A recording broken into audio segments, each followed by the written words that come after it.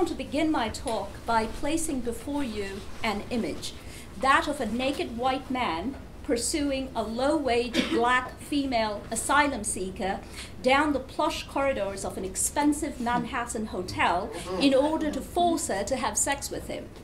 I want to suggest that this image ought to be considered an icon for our times. It is iconic in the sense that the scene captures a moment when the distinction between the individual and the societal vanishes, and the individuals, the naked white man and the black low-wage woman, emerge as pure embodiments of the societal. The naked white man, of course, is the then French director of the International Monetary Fund, Dominique Strauss-Kahn, and the woman, a 33-year-old Nafissatou Diallo, a housekeeper at Strauss-Kahn's hotel, who was also, at the time, seeking asylum in the US from her native Guinea, a former colony of France.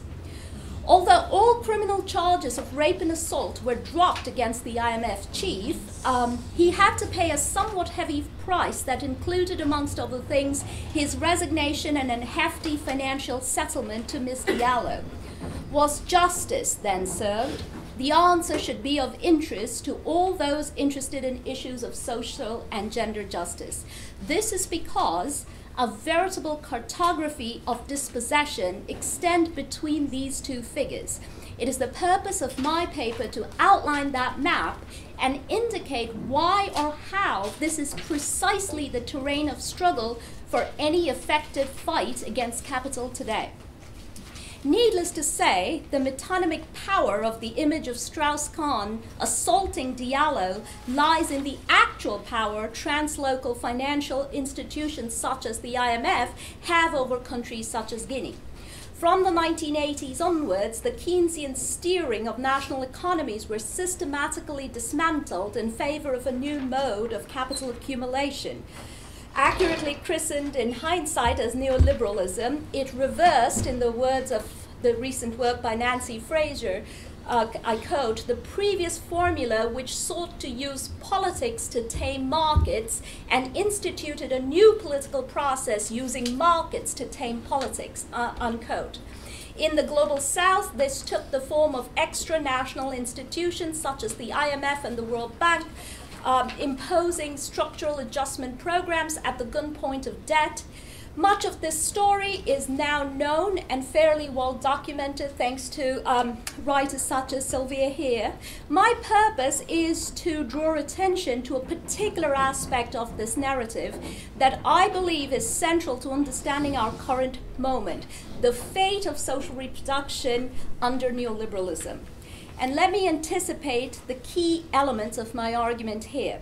First, that there is a particular urgency and specificity to the current global rise in gender violence. There has been a marked rise in gender crimes in most countries, fortified further by repeated defense of rape by leading institutional figures and significant efforts to narrow the definition of marriage. Such direct interventions to redefine gender indicates an escalation of attacks by capitalism. This is no longer a situation of business as usual, but it requires us to critically engage with the problem. Second, that as Marxists, which I am, it is not enough for us to describe the effects of this current intensification of violence. We need to also provide an explanation for it. Hence, third, and this is the explanation that I'm going to trace out, that capitalism faced with a crisis is seeking resolution in two connected ways. A, through an attempt to restructure production as manifest in the drive for austerity, and B, by trying to reorder social reproduction as evidenced in its efforts to recraft gender identities and reinvent a new working class family. In order to understand this simultaneity and unity in capitalist restructuring, we need to revisit the Marxist analysis of women's oppression that is best approached through the analytical framework of social reproduction theory. Finally, I propose that we need to revisit the notion of invisibility in regards to social reproduction. Marxists and various shades of feminist political economists have forcefully demonstrated capital's efforts to render invisible the set of social practices that constitute social reproduction. We need to extend this further.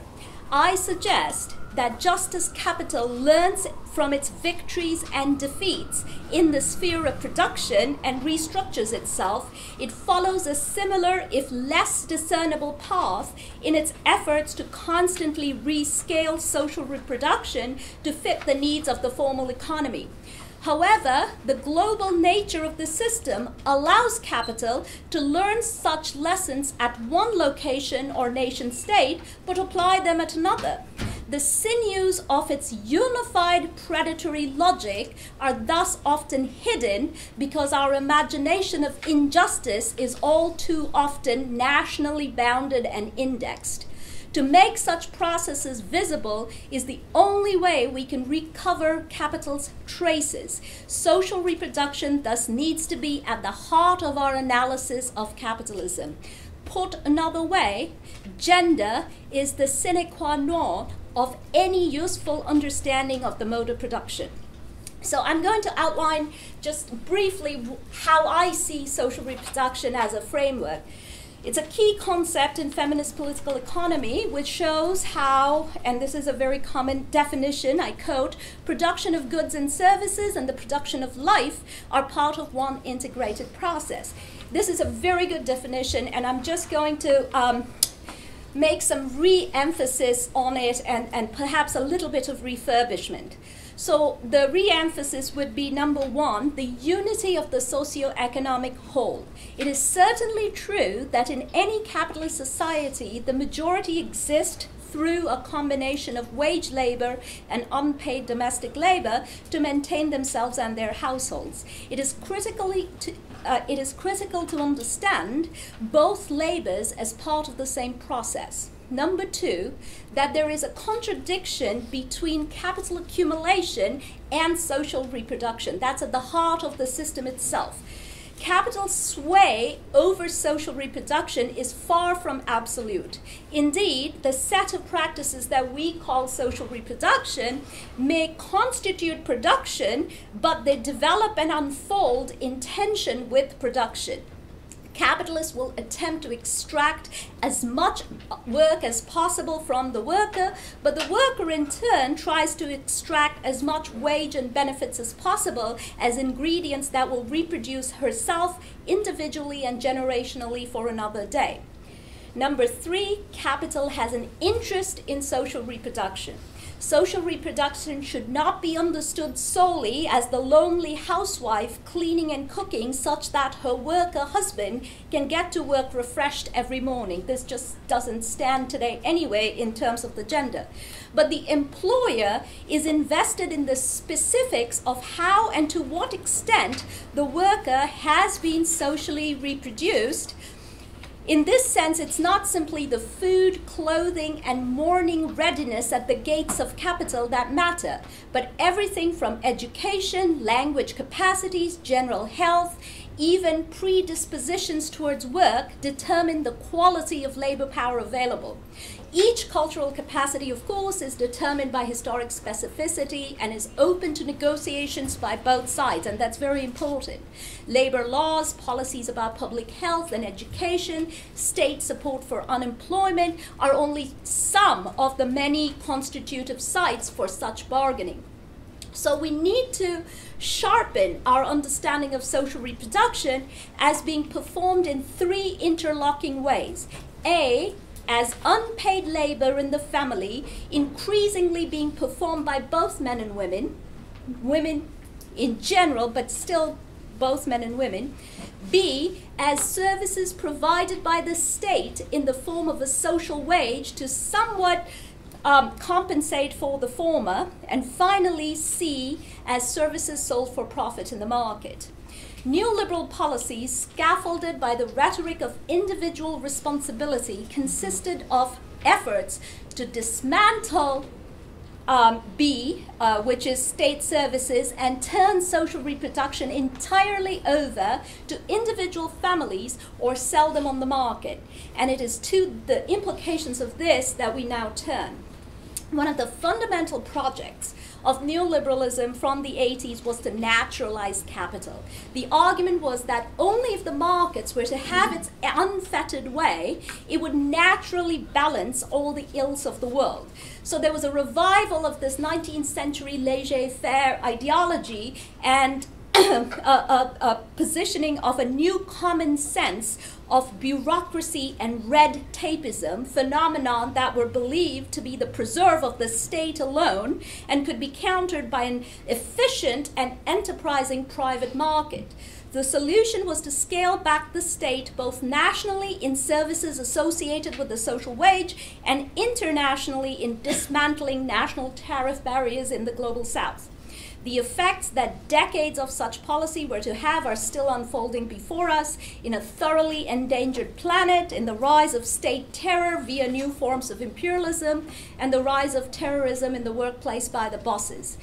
For our purposes, however, it is important to realize that neoliberal policies in the sphere of production and trade were particularly effective because they simultaneously eliminated the supports that underwrote the work of social reproduction. From healthcare and education to community services and public transit, the public infrastructure was rapidly stripped in a manner similar to how in parts of the planet the land was stripped for the new emerging extractive industries. How did this help capital? The elimination of public support for social reproduction did not mean that the workers were then excused for being workers in the sphere of production. Instead, this simply meant that all support that was previously public was either transferred onto individual families or privatized and priced out of reach for the vast majority. Public parks, whose infrastructure was built with our money, got injected with fresh cash from corporations and closed their gates to our children. There were still pools, after-school programs, and decent health care, but only for those who could afford them. By default and by design then, as one feminist put it, families, particularly the women within them, picked up the work not provided publicly and not affordable personally. This made all workers, male and female, vulnerable in the workplace and less able to resist the assault. So remember I said that we need to talk about like 3 arenas in which reproduction takes place. So let's revisit the map and look what neoliberalism did to each of those arenas. Unpaid work within the family increased exponentially, especially in the global south, where women were now employed in large numbers in the export processing zones under sweatshop conditions. Now the family had to be reproduced and the housework done after 12 to 14-hour shifts in the workplace. The state sector still existed, but in an exhausted and deracinated state. Any minimal service provided came with a strong dose of social shaming and moralism, most often built around sexist stereotypes, as if the failure of women that was something that necessitated the intervention of the state. So all welfare came with this social shaming. The most significant development was, however, in the sphere of social reproduction as provided by the market. Social reproduction, when commodified by the market, became almost wholly gendered, racialized, and precarious. Latinas fed breakfast to the children of the rich in Manhattan, Filipinas cared for the wealthy elderly in Germany, and Ethiopian house cleaners kept the dust off expensive coffee tables in Beirut. In 2006, a report in The Economist outlined the contradictory stakes for capital in this struggle. According to this report, the increase in women's labor market participation in the last 20 years has contributed more to global growth than the growth in China, the growth in India, and the rise of the internet combined. A significant portion of this labor, of course, is in the informal economy and the care sector, areas that mostly fall outside nationally recognized labor practices and laws, thus enabling maximum appropriation of surplus value. But if women are leaving home in large numbers to join the workforce, they're also going far away from home. And we had an excellent panel this morning on migrant labor and transnational gendering of labor. So neoliberal policies have increased the number of women migrating for work. In 2005, women were nearly half of all economic migrants, 95 out of 191 million, and they dominated the global south to north migration. This is a problem for capital. The flood of women and men into the workforce under inhumane labor conditions certainly advances production, but it leaves social reproduction in utter crisis. Scholars such as Cindy Katz have pointed out that because social reproduction remains largely place-bound, this simultaneous ramping up of productive labor and displacement of people across borders creates all sorts of disjunctures across space, resulting in the reanimation of existing inequalities, as well as what she says, provoking new ones. And children are particularly affected by this process of what Katz has called the rescaling of childhood. Crucially, though, neoliberalism creates catastrophic consequences for the process of social reproduction as a whole. This is why I think we need to come back to the question of the unitary system and capital learning its lessons in one place and having the luxury to apply it elsewhere. Structural adjustment programs were first road tested in Latin America and used as a model for rampant primitive accumulation in places like Russia during its transition to market capitalism. But it was in the global south that SAPs were forcibly pushed on national economies through the threat of debt. This was done throughout the 1990s after capital triumphed after the fall of the Soviet Union. The SAPs nullified overnight all of the post-colonial states' flirtation with state capitalism and developmentalism, and post-colonial ruling classes lined up to slash social spending and lower trade barriers. Lessons from Moscow were applied in the Mauritius. But there is a profound contradiction at the heart of neoliberalism. On the one hand, individual families and women in particular need to be burdened with the task of social reproduction. But on the other hand, production needs to pull all of the working class into the process of capital accumulation. Neoliberal policies, whether as SAPs in the South or economic restructuring in the North, was premised upon women intensifying their subsistence and domestic labor. But how can women be encouraged to take on this responsibility when they're already in the workplace? Or put another way, how can women be discouraged from questioning or abandoning such responsibility? And it is in this context, as an answer to that question, that we need to understand the global rise in violence against women that matches and is related to the rise of other forms of unfree labor. Capital's relationship with reproductive labor, as we said before, is far from direct, and hence, from capital's point of view, far from ideal. Only in one very specific historical instance did the owners of the means of production have unrestrained reproductive control, and that was over the bodies of slave women. The universalization of such absolutist force across the system as a whole is neither possible nor entirely desirable from the point of view of capital, and we can go into it in the Q&A section. Rape, violence, and practices of unfree labor in the export processing zones performed this ideological and material work for capital in the neoliberal era in achieving some of this work. We need to situate the escalation of violence against women and new forms of ideological defense of misogyny in this specific need of capital. And we cannot understand this process unless we see capital in its global systemic unity. EPZs, for those of you on this side of the pond, EPZs play a special role in assuring this. At a local level, they're manufacturing sites for innovative and ever new modes of vulnerability and misogyny. To give two well-known examples, in Kenya, over 40 EPZs employing over 40,000 workers produce close to 10% of the country's exports. Here, the job competition between men and women result frequently in women being forced to have sex despite high HIV risks in order to secure a job.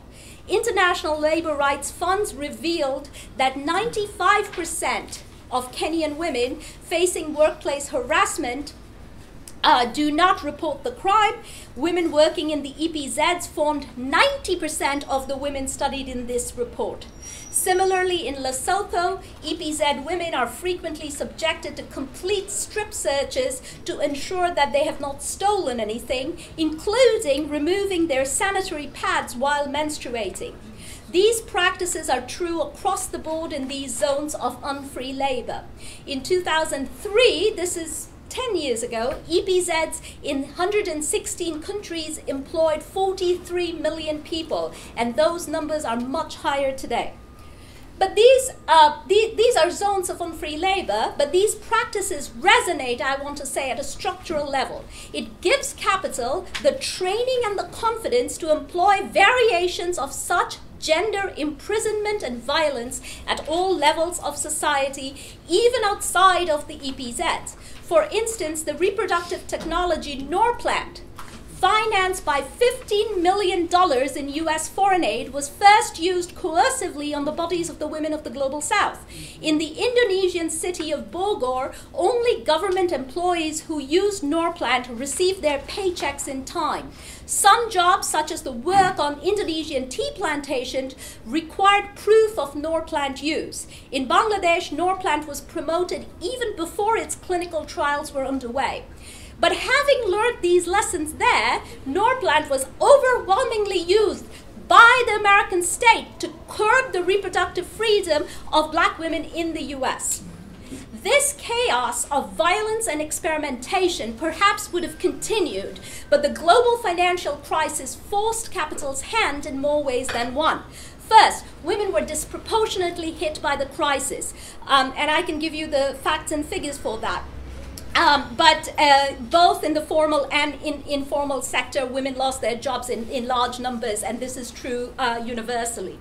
The toxic combination of economic vulnerability and exaggerated domestic labor, of course, resulted in a global rise in various forms of domestic violence within the home, okay? And for instance, a 2011 American report said that 73% of the cases reported of domestic violence were attributed to financial reasons. This is during the period of the crisis. If this is a disastrous moment for humanity, it is actually not without its uses for capital. Pushing women from the workplace, ensuring that various forms of violence continue in the home and in the community, are steps towards reimagining and reinforcing a pre-war traditional working class family complete with a thoroughly gendered division of labor and extensive unwaged labor. I do not mean to suggest that capitalism arranged for women to go back into the home. I do want to propose that it is trying to ensure that this escalated gender violence, itself a result of the recession, works for capitalism by making women compensate for the 2 decades of erosion of social reproduction that neoliberalism wrought. And that can only happen with an active work of gendering that creates compliant, vulnerable, and terrified categories of gender identities. Thus, while there is a rise in rape figures in most nations from India to the US, this is backed by leading institutional figures crafting a global language of rape defense. While there's a rising challenge to heteronormativity everywhere, institutions are only conceding the unavoidable, but then working in other ideological ways to undermine that gain. For instance, in Pakistan, people from the Hijra or transgender communities, who mostly identify themselves as women actually, were recently granted citizenship. But the only employment opportunity provided to them by the state, the Pakistani state, was as tax collectors out to harass defaulters who haven't paid their tax. This official gesture not only demeaned them as people and reinforced cultural biases of their nuisance value, but also set a precedent for how they were to be treated socially. The ideal situation for capital in this moment of crisis would be for heteronormative marriage to make an unqualified comeback, for working class women to bear the task of reproduction and production without complaint, for gender identities that ensure that kind of a new family to remain frozen. The chatter of moral panic that we hear throughout the system, intoning recycled images of gender and sexuality, are those ideological reconstitutive efforts. However, if capital learns its lessons internationally, so do we. Public sector teachers in Wisconsin bore signs that said Hosni Walker out of office. Striking Maruti Suzuki workers in Delhi cheered when Walmart workers in the US walked out last November. An LGBTQ activist built solidarity networks when Republic window workers occupied their Chicago factory in 2008. But this is as yet a sporadic process for our side. We are yet to consolidate and generalize our lessons of defeats and victories against capital.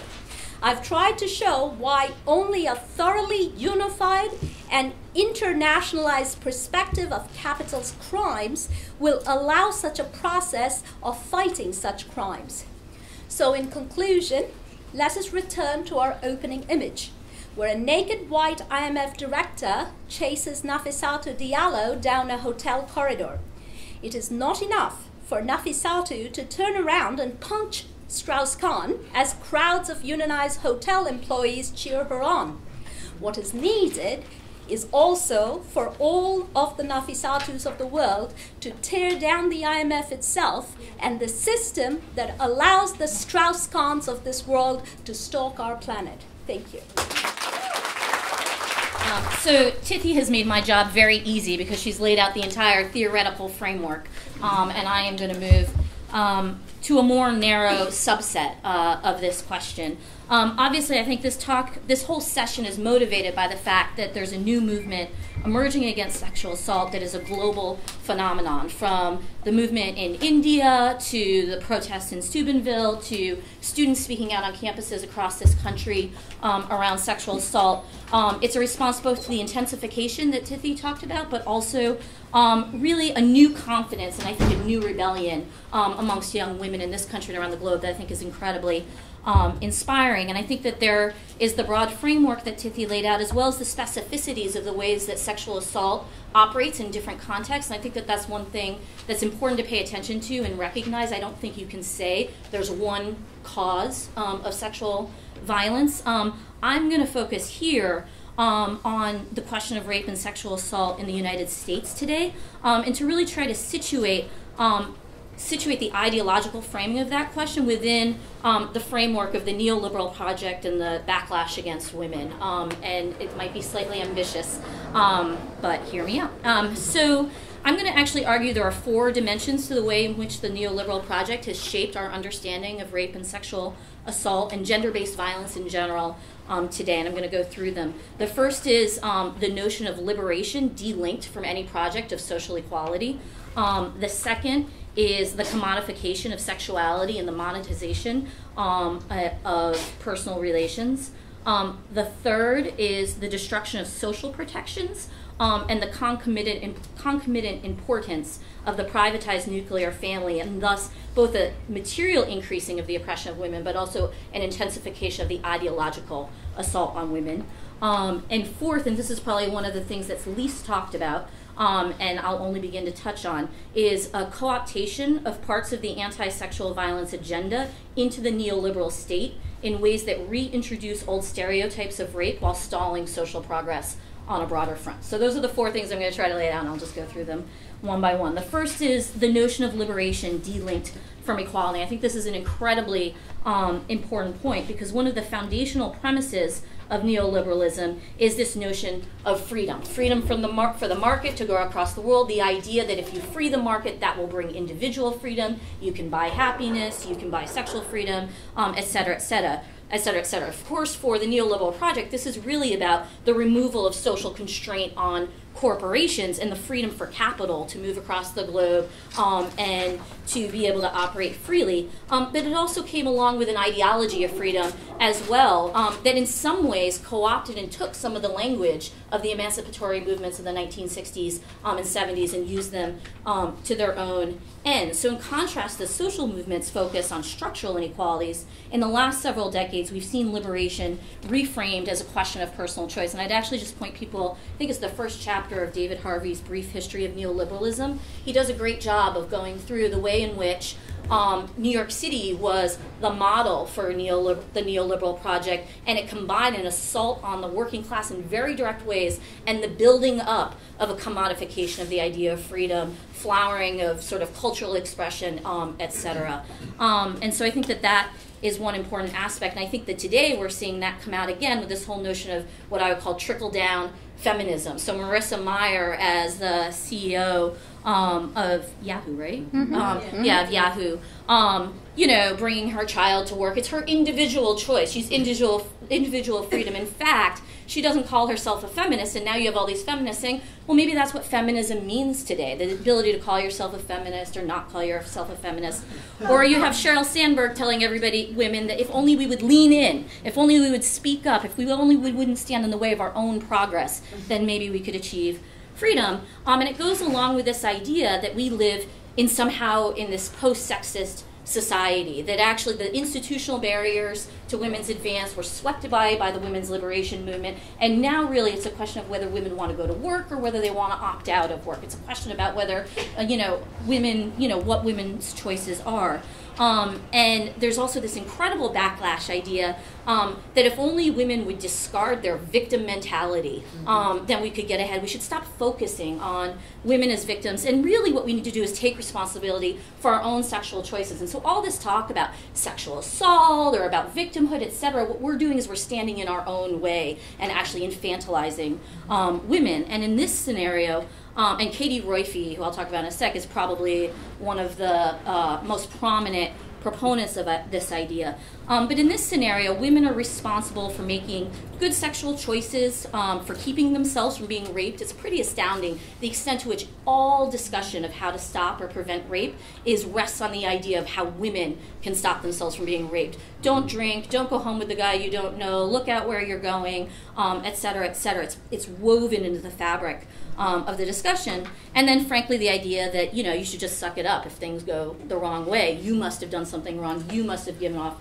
some kind of wrong signal. And it's part of the reason why, despite the fact that we have an epidemic of sexual assault in this country, the Center for Disease Control estimates that it's 1 in 5 women who suffer an attempted sexual assault or rape every year in this country. The stats are more like 1 in 4 on campuses and 1 in 3 in the U.S. military. So despite the fact that we have an epidemic of sexual assault, the number of women who blame themselves still continue to fear to step forward and then are re-victimized and scapegoated when they do step forward is really tragic and horrific. And actually, I just wanted to quote, sorry, I didn't realize I would be at a podium. Cosmopolitan magazine had an article about this new phenomenon of gray rape that I think captures this idea that you're responsible.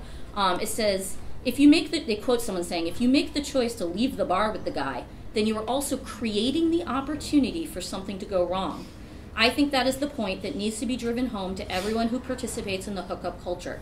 Yes, you can practice safe sex. Yes, you can have casual sex without strings, but this behavior carries a risk. In other words, ladies, sexual liberation, sexual freedom, but it comes with a risk, and sexual assault could be one of the consequences, and we just have to accept that as the price of freedom.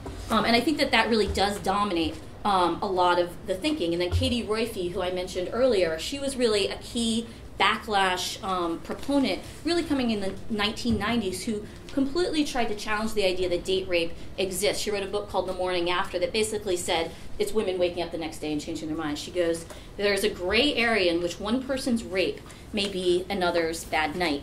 And I think that that idea was shocking at the time. Like when I was coming of age, when I was a student in the 1990s and I heard her speak, I mean, hundreds of people would show up to challenge and heckle her. People were disgusted. You still had the shadow of the women's liberation movement hanging over us. But I think in the last 20 years, those ideas have actually trickled into the common sense and into the main stream. And so this idea of victimhood, that we can no longer define ourselves as victims, again, fits into this neoliberal idea of liberation delinked from equality, because what it does is it ignores the continuing unequal social relations and sets the stage for victim blaming. So that's point one. Point two, the commodification of sexuality. It's something of a Marxist truism that capitalism turns everything into commodities and manages to monetize even the most intimate social relations.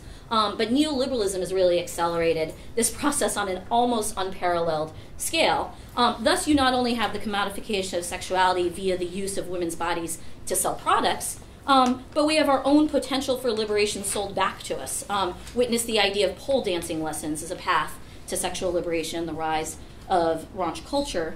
And then if you want to add insult to injury, they even managed to sell back to us the self-esteem they've stolen from us. So I don't know if people have followed Dove's newest ad campaign, You're More Beautiful Than You Think, that, you know, interviews 7 women who describe themselves, and the portrait comes up like not pretty by whatever conventional beauty standards our society has decided.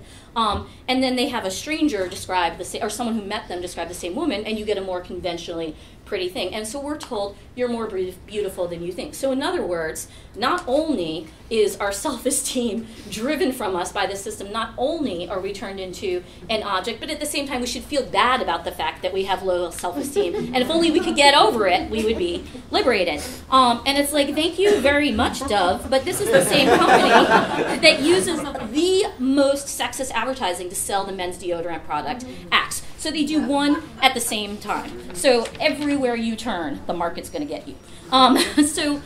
You have a situation in which women themselves and their sexuality have been turned into objects. In a situation like that, it's a short leap from there than to the idea that sex can be stolen, that women are just objects to be taken, that we have no autonomy over our own bodies. If we say no, it doesn't really matter. It's irrelevant because really we're just a good to be gotten at any cost necessary. So that's the second point. Wow, I'm moving fast through this. Third, and I think Tithi really went into this in a lot more detail, so I'll probably skim over it, but the destruction of social protections and then the concomitant emphasis on the nuclear family, because neoliberalism obviously did not just operate at an ideological level, but fundamentally it was a project of reordering economic relations and altering the balance between labor and capital. And so there were incredibly important reforms that were developing in the 1970s that then got blocked by that project. So for example, the struggle for equal pay and the Equal Rights Amendment that could have actually taken women forward. There were actual proposals at one point in this country for some kind of program for a nationalized, socialized child care system. That just got taken off the table as part of the neoliberal agenda. The impact that that would have had on women's lives is just tremendous. And then other social protections were rolled back. So for example, you saw the war on poor and the war on welfare. Well, Democratic President Bill Clinton ended welfare as we know it. You've seen an evisceration of Medicaid, Medicare, healthcare protections. All of these things have a direct impact on women. And then the austerity project also, as Tithi says, has had a disproportionate impact on women, on female-dominated sectors, the sectors of the pink economy, et cetera. And so you have this, what this does is it also creates enormous pressures on the family, and because women are the ones who are considered the people who are most responsible for the family, that pressure disproportionately comes down on women. And just to take some examples near and dear to my heart, for example, we've talked about a neoliberal assault on public education. What does that mean in terms of what the family has to do in terms of homework preparation, intensive involvement, working with remediation, basic primary medical care, et cetera? All of these are disproportionately borne by women. At the same time, ideologically, it means a propping up of the family, of the ideology of the family, even in ways that are contradictory to the needs of capital itself. So it's not like they really want women to leave the workforce and return to the home. That would be a disaster for capitalism. But they do want women to believe that their primary responsibility lies in the home. And so there's an entire ideological assault that takes place. And you can see this expressed with the Republican Neanderthals, for sure. Yeah. And they've made real headway. So, for example, across the country, you have abstinence-only education programs that literally teach young girls that there's no such thing as safe sex, that if you have sex, you will get pregnant. If you use a condom, you will get sexually transmitted diseases, you will get pregnant, all sorts of horrible things will happen to you. And you have a public campaign that's incredibly misogynistic. So, you know, obviously everybody remembers the last election season with the different Republicans running for office who decided to just go on a field day about talking about the difference between legitimate rape and illegitimate rape, and how if you're really raped, you couldn't possibly get pregnant from that and need an abortion. And you've had a real control over women's lives in terms of the rollback of reproductive rights. And so the Republicans are very scary in terms of what they put forward. But alongside that, there's also a more liberal idea of personal responsibility. And perhaps one of the premier examples for this, for me, of this was Michelle Obama's speech at the Democratic National Convention this summer, where her entire speech was about how her and Barack Obama overcame all of these challenges, and if only the men out there would step up, if only we could restore the nuclear family, if only people would do their duty and responsibility, that's how we will help the next generation move forward. Again, all the weight on personal responsibility. And so we have this insane situation in our country where sex is used to sell everything.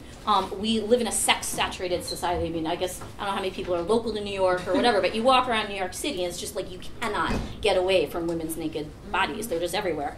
And women are told that they're free. And that, you know, we've achieved sexual liberation and we live in this new society where men and women are equal, etc. But simultaneously, we live in one of the most puritanical societies imaginable, where you're not actually supposed to have sex, where when women become pregnant, they are subject to all sorts of controls and don't even have control over the most fundamental decisions facing them of their own body, and where women are blamed when they are the victims of sexual violence. So the first question a woman is asked when she comes forward with an allegation of rape is, how much were you drinking? Did you know him? Did you go home with him? Why did you go home with him? Are you sure it was rape? Are you sure you didn't give off a confused signal? You have an amazing sort of victimhood that takes place.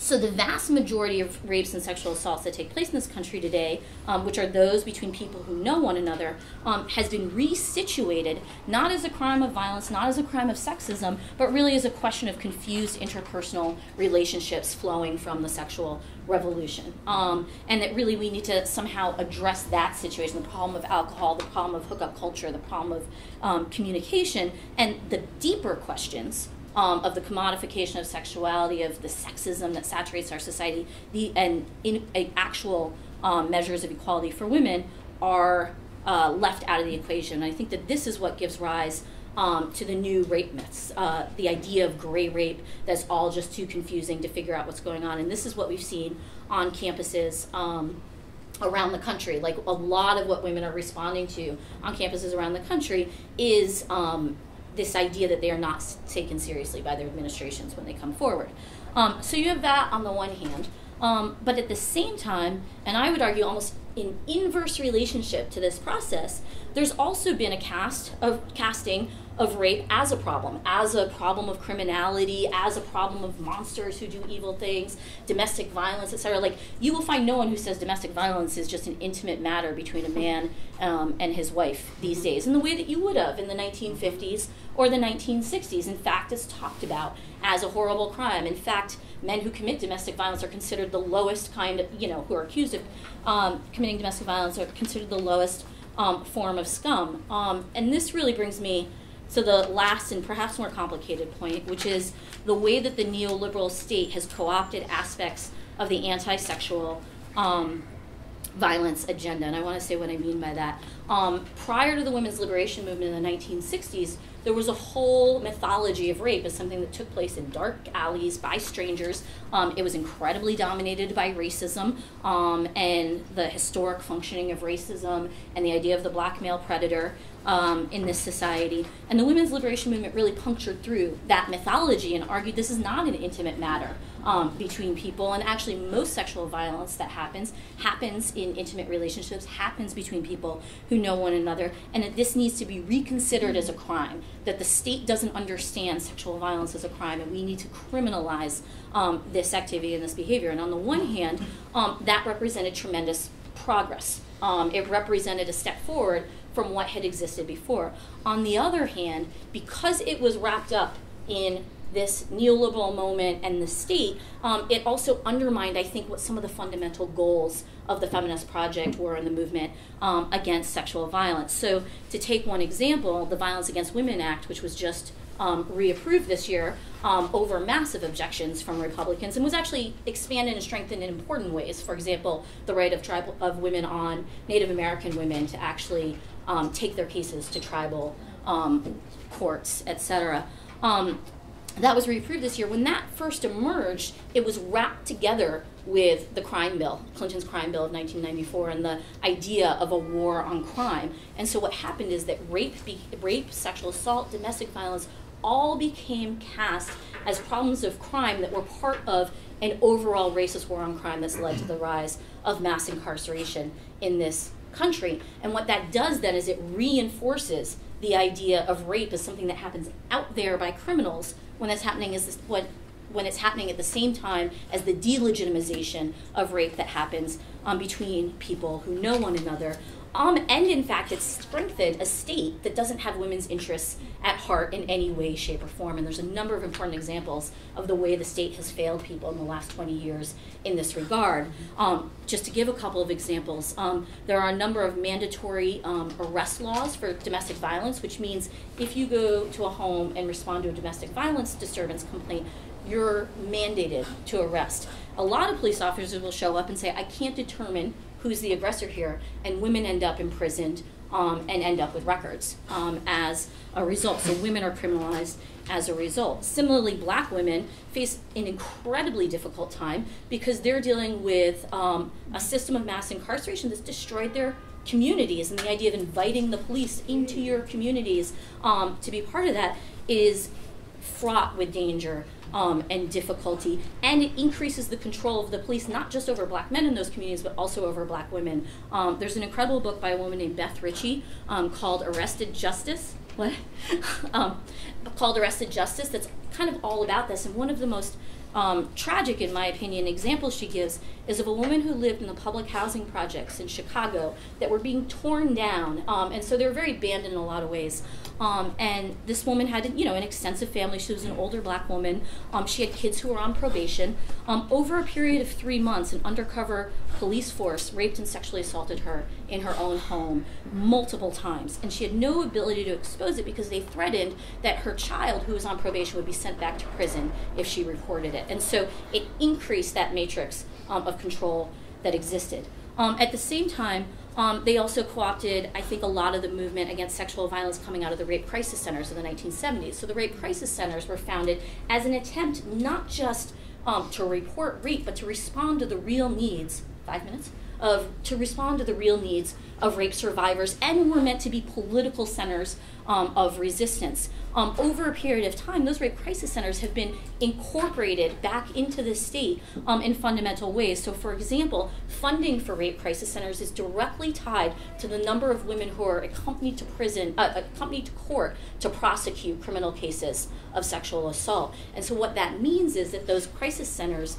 by definition, end up focusing on the cases that you are most successfully going to be able to prosecute in court. And it means that they don't do the work that's much more time-consuming and necessary, especially for poor, low-income, and women of color, to address their real needs. So a lot of women who come in who are victims of sexual violence or domestic abuse, they need to find a place to live. They need to eat. They need to shelter their children. They need basic medical care. All of that takes a lot of time, a lot of money, doesn't necessarily result in a conviction in court. And so there's been a move away from the rape crisis centers providing that kind of work to focusing everything through the criminal justice system. And those, I'm running low on time, so I can't go through all of the examples. But what it does is it funnels and narrows a social justice agenda for women into a court system and into a state system that's fundamentally biased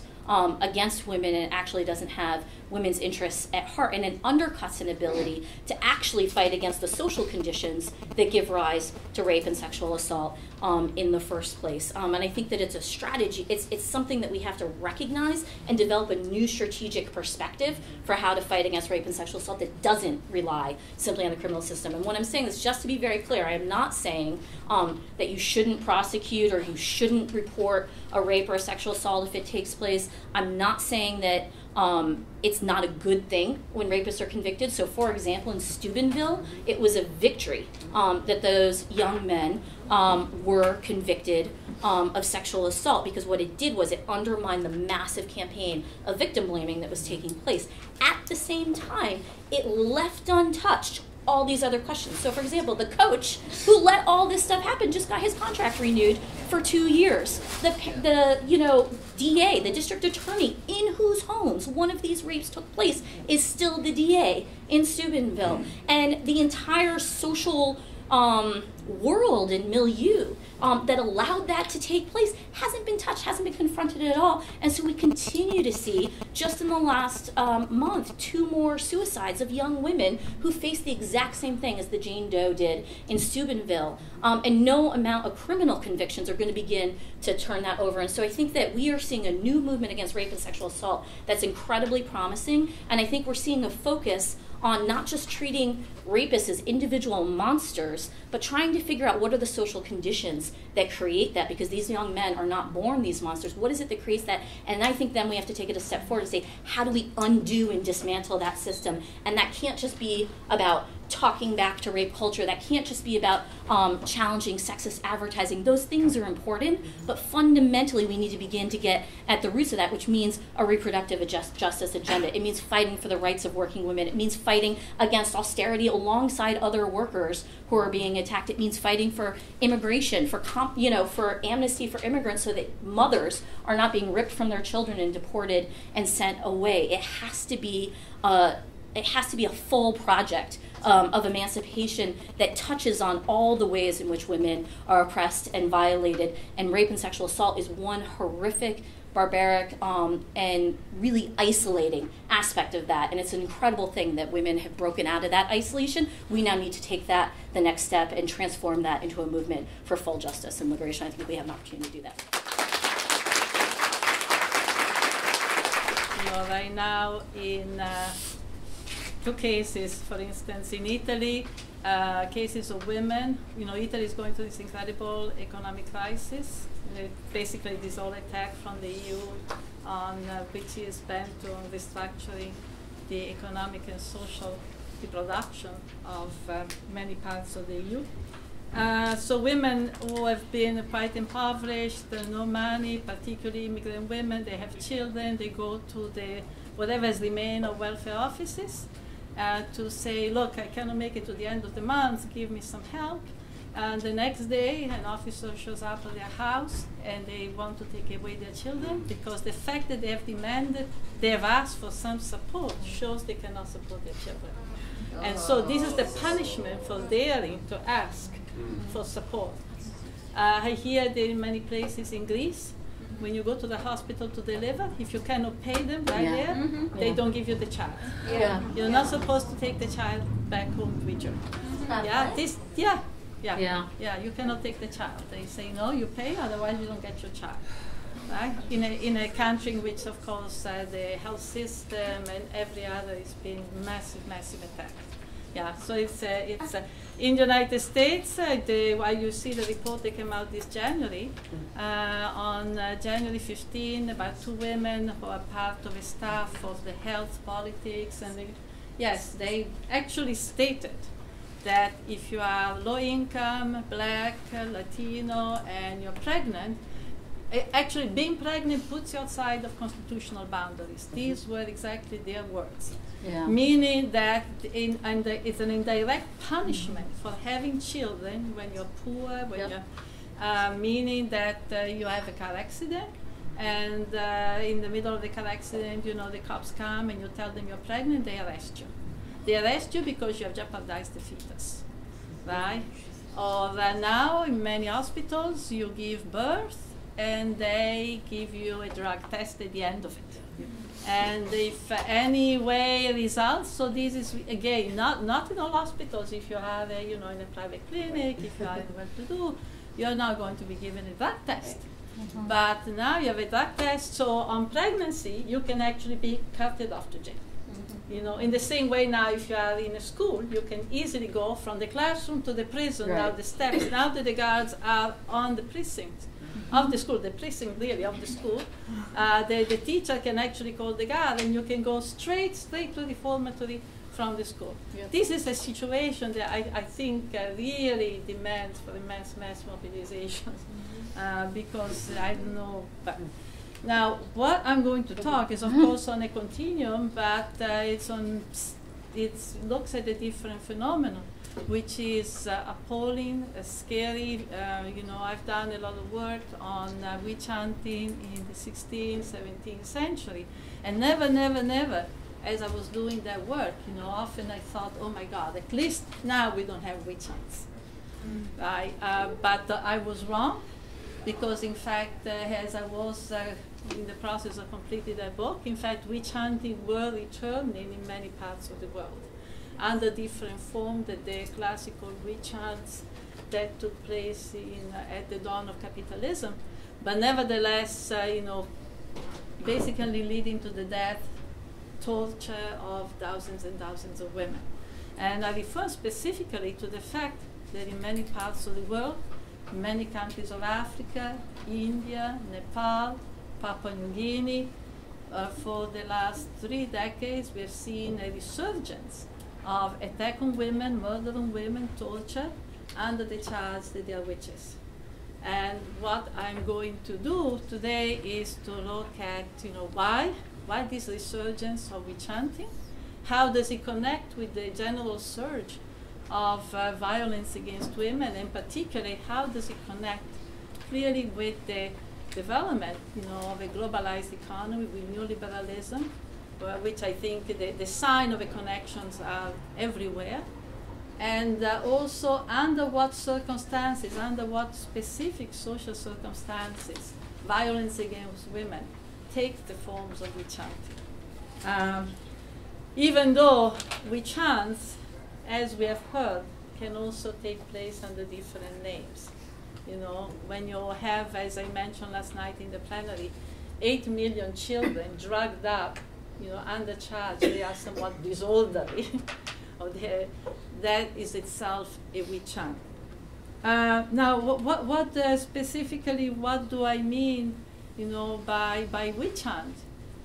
Basically, I refer to the phenomenon whereby starting in the mid-80s, you know, hand in hand with the advance of, you know, neoliberal relation and the advance of structural adjustment, you know, the rule of the IMF and the World Bank, you know, to large parts of the world, particularly starting with the former colonial world, you know, you began to have an increase in attack on women, murder of women, which is now calculated just for Africa alone in approximately 40,000 women. These are reported. There are many cases that do not even make it to the press, that are not even reported, and that nobody, you know, knows about. You know, you should include among those who are attacked also those who escape, you know, who are sent into exile. Many women have been pushed out of their villages, and they're sent to witches' camps. For example, in the north of Ghana, there are 2 witches' camps. There are witches' camps in South Africa, and these witches' camps are basically places where women who have been expelled from their villages eke out some sort of living. You know, they are given sometimes because of NGOs, and in the case of Ghana, there is also some money from the government. They are basically allowed to survive, but they are, completely secluded. At times there is an attempt to reintegrate them into the community, but these have not been easy. Also, children have been targeted. Children in Nigeria, in Zaire, in the former, now the Democratic Republic of the Congo. Children, dozens and dozens of children have been thrown outside of their homes, and they've been declared as demonic. And in fact, the whole profession has developed of exorcists, and I want to talk a bit more about who are the exorcists who are now making a living going around the villages and exorcising the children, expelling the demons out of their body, and so forth. And also another profession that has been generated in conjunction with this phenomenon is being the witch finder. So that you have villages in which the witch finders are being appointed or are being imported from other areas, and they basically observe.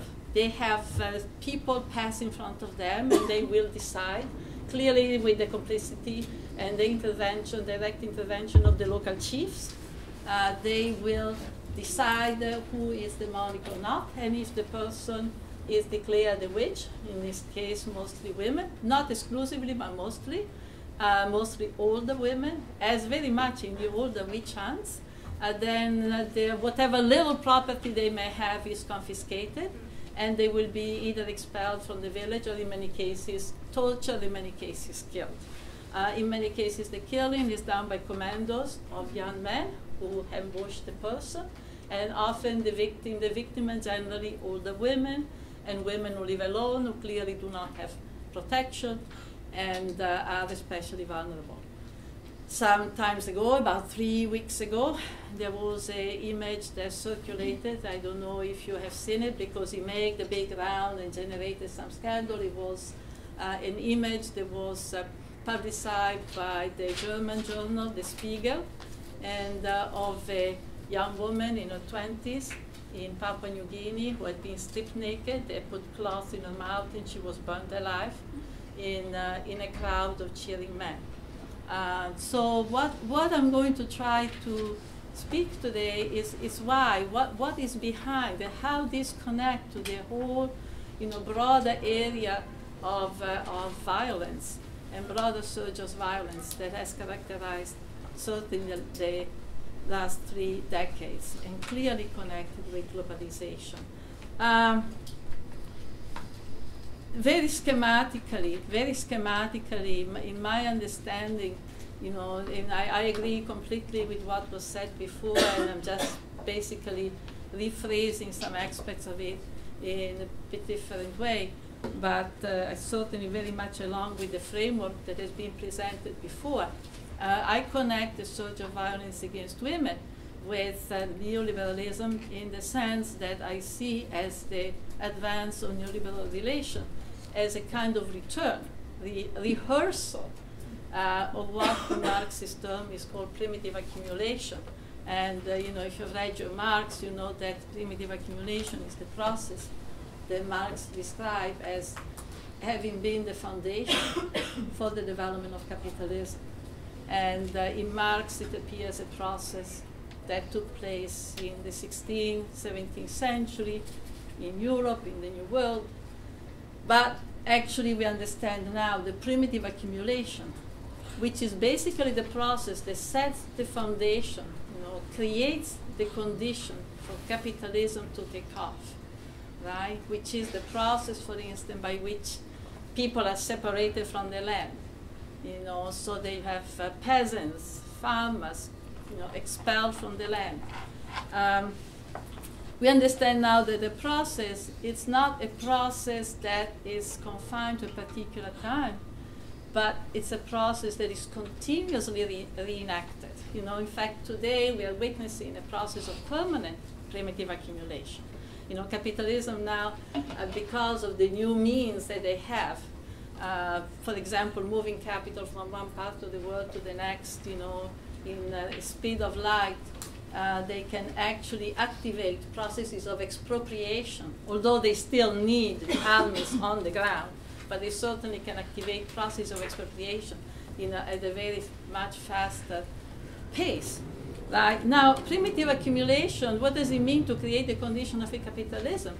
It basically means to impact, to transform the conditions of which people reproduce themselves. And it means basically to make it impossible for people to reproduce themselves, except, under the hegemony of capitalist relations. For example, to destroy, deprive, people of the means they have to reproduce themselves, whether it is land, whether it is waters, forests, access to forests, woods, seas, or it is pension, healthcare benefit, education benefit.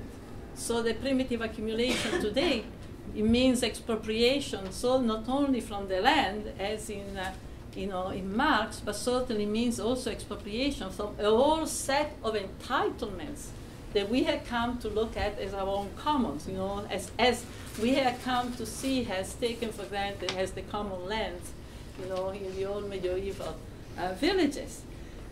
In my own work, I've also tried to show that, in fact, the process of primitive accumulation historically has meant not only the expropriation of workers from the means of production, the means of reproduction, has also meant the capacity, a whole set of initiatives by which capitalism has taken over the body of women.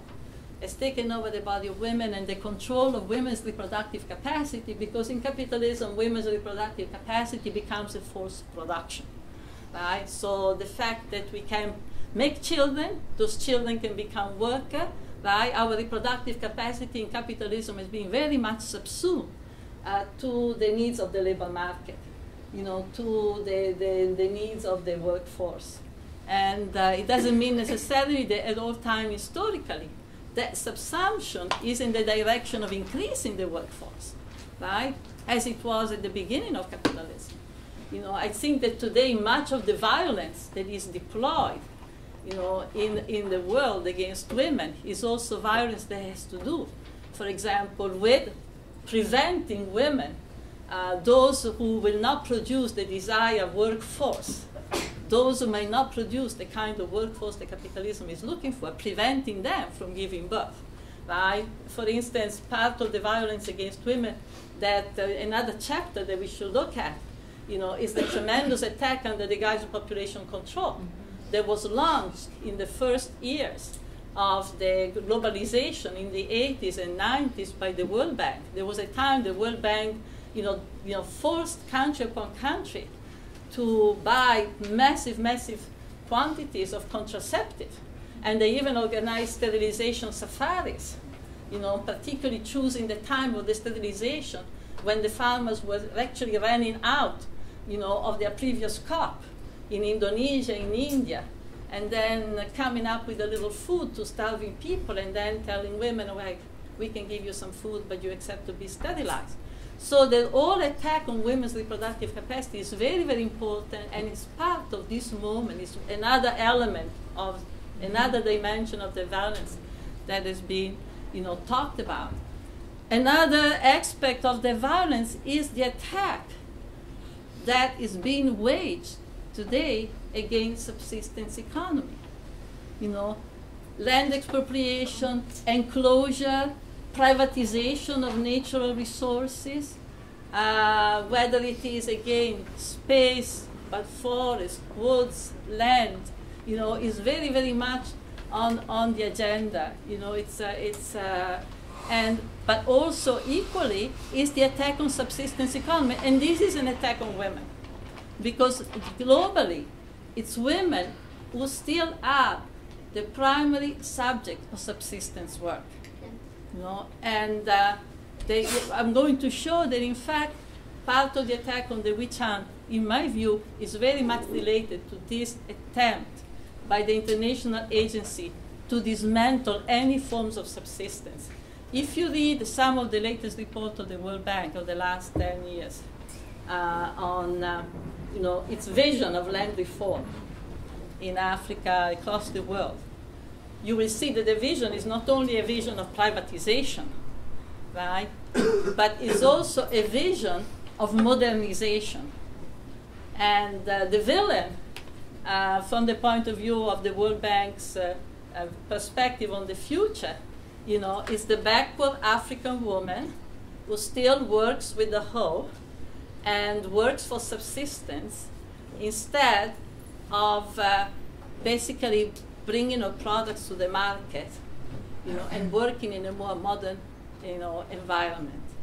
And I would say that, in fact, this aspect and this campaign that the World Bank has been engaged on has also some effect in the witch hunts that I'm going to speak about. Okay, now last, of course, is the relationship between women and men that are, being affected, by the globalization process. And, much of what I was going to say has already been said, but I want to add one element that, in fact, today, because women are resisting more and more, they are exerting more and more their independence, it becomes much more difficult for men, in order to obtain the services that they used to have for granted. Secondly, the crisis of the male wage. The crisis of the male wage, has, in a sense, resulted in an increase of violence. Because that exchange that for so long was based on the exchange of the wage and non-wage, right, in fact has been now replaced, by the surplus of violence. So that what men cannot, the kind of power that the wage conferred, has been undermined. And in this sense, now many of these factors, you see them in the unfolding of the violence that is taking place around the witch hunting. I want to say, first of all, a few things. That why witch hunting? Why this generalized, diffuse, but intense violence that globalization has unleashed, that clearly takes women as their target? Because in the moment in which globalization means, first of all, an attack on reproduction, then it has to translate into an attack of women, who are the primary subject of reproductive work. So to dismantle the process of reproduction is certainly to attack women. And as I mentioned, also because of the need to control women's reproductive capacity. But why does it take the form of witch hunting? I think that there are several reasons, and this is something I'm still exploring, and I really want to, first of all, I think there is an intervention. There's been definitely an intervention from the outside. And it's very important to point out and stress the hand in hand with the World Bankers, with the IMFers, with the people who came to survey and privatize the land, etc. Another important component has been the fundamentalist sects that have descended in every part of the world. Africa, India, Papua New Guinea. There are now, for example, sects, evangelists, missionary sects all over Papua New Guinea, who have launched a new brand, very, very conservative Christianity, even more as conservative as the one that you found in the 16th century Europe. Yeah, 5 minutes. Oof. Hope to extend. Yeah, so these fundamentalists basically have launched, have re-injected into the discussion of Christianity the question of the devil, right? So they have promoted a Calvinism that says to be rich is good. If you're not rich, if you're poor, it means that somebody, either you're not good, or somebody in your family is plotting against you or in your community. Right? So that in fact the discussion of the devil now is very present. It is not present only as a discourse, but it's present also as a material fabric. In the market in Africa, you can buy manuals or you can buy videos that can tell you how to identify a witch. Or for example, on TV, you also have a lot of programs concentrated on the question of witchcraft, particularly in certain countries. So certainly the return of the notion of witchcraft, and by the way, I began to hear also on the subway in New York, people who come and speak of Christianity, etc., they will give you the Christian spiel. I began to notice that now there's been a reference to witches. Yeah, in this year I began at least 4 or 5 cases, there were references to witches. So this has not been completely unplanned. At the same time, I also think that the question of witch hunting, the accusation of a person as a witch, I think is particularly important and is particularly targeted in those situations in which the people are targeted or the communities in which the accusation is taking place. Are communities that are traditionally tied by very close bonds, right? And in a sense, you have to tear. The community is now tearing apart because the great impoverishment that neoliberalism has brought has begun to tear down those bonds. But at the same time, there's still a notion of collective responsibility. There's still a notion of reciprocity. And instead, accusing a person of being a witch is an accusation that puts you outside of the boundaries of that solidarity, right? Secondly, the communities in which this is taking place are communities in which there's something of a major change of value is also taking place. What neoliberalism has brought about has been not only impoverishment and cuts in services and cuts in employment, but there's also been a kind of shift, a shift in the conception of what is important and what is not important in life. So that you have a whole new generation, and here's the next element. You have a whole new generation of people who now less and less identify, for example, or have the possibility to identify with the older generation. Because the older generation is being phased out. The older generation seems to have nothing to offer to them. Because the attraction now is the money economy. And the attraction now is the fact that if you have some money, you can set yourself up with some business. Whereas the older generation, and particularly the women, have been defenders of that older generation, right? Who still attached to the value of the land, who may not want to sell the trees or cut the trees because the trees represent the security for the future. In that structural value, the tree is very important. Or in that structural value, you do not sell the cow because the cow is much more important as a provider. It's something you fall back in case you have any problem.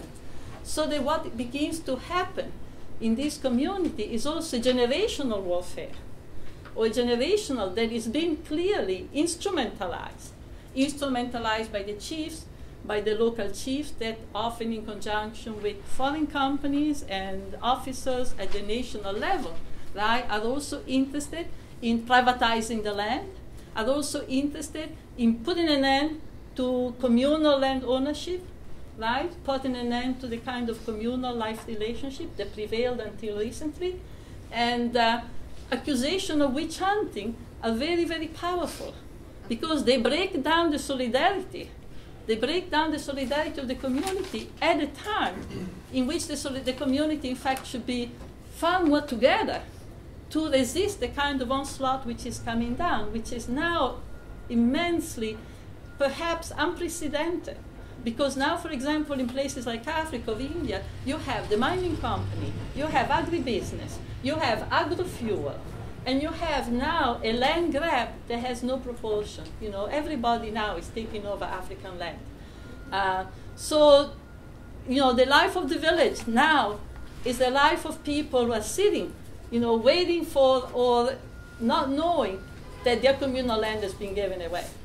This is the context in which many of the witch hunts are taking place. Since my time is off, I'm going to close here, but I only want to add that unfortunately, this is an issue that has not really been taken up, by women. And not only women, I mean internationally, but I mean women also in Africa. There's been a bit of mobilization in India, but many feminists that I spoke of in Africa, they're very afraid of touching that topic, even if they know what is happening, because they are afraid that it's going to be used once you deal with that, it's going to be used in a racist way to say, you see, the Africans are back where they are, they still believe in witches, which is what the colonialists used to say, right? My view, however, is very different, because when you begin to see the material condition, the material and social condition in which this persecution are taking place, you begin to see that, in fact, it's exactly the opposite. You begin to see very clearly, a whole ramification. You really see a landscape, a map, a cartography that connects very directly the burning of these women in the villages, with the kind of devaluation of women's life and women's work and women's subsistence activities that, for example, the World Bank has promoted over and over, as well as the intervention of the missionaries and outside forces that are backing up and providing the tools for this persecution. Thank you.